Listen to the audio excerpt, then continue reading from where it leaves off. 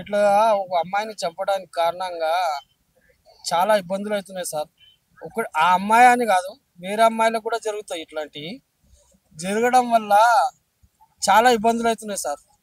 ఇది మన పోలీసు వాళ్ళకు చాలా క్రిటికల్ ఉండాలి.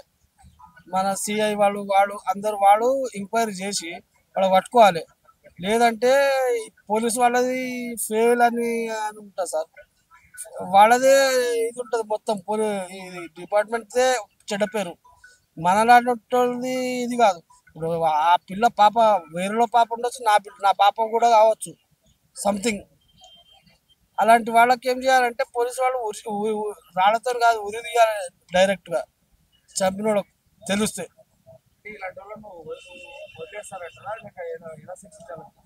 ఎలా శిక్షించలేదు, ప్రజల్లో తెచ్చి 10 మంది తెచ్చి నడి రోడ్డు మీద ఉరి తీయాలి.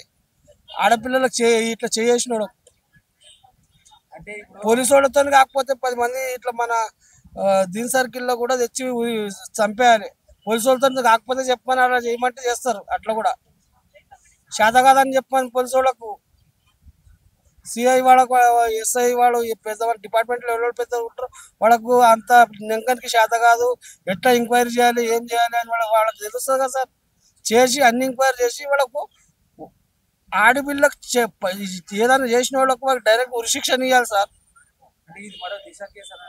దిశ లేదు, కేసీఆర్ చేయలేడా అప్పుడు అలాగా? అంటే ఏదైనా సెక్షన్ పెట్టి కొట్టేసేయాలి, లేపేయాలి డైరెక్ట్. మళ్ళా దానికి కేసు లేదు, ఏముండదు ఇక.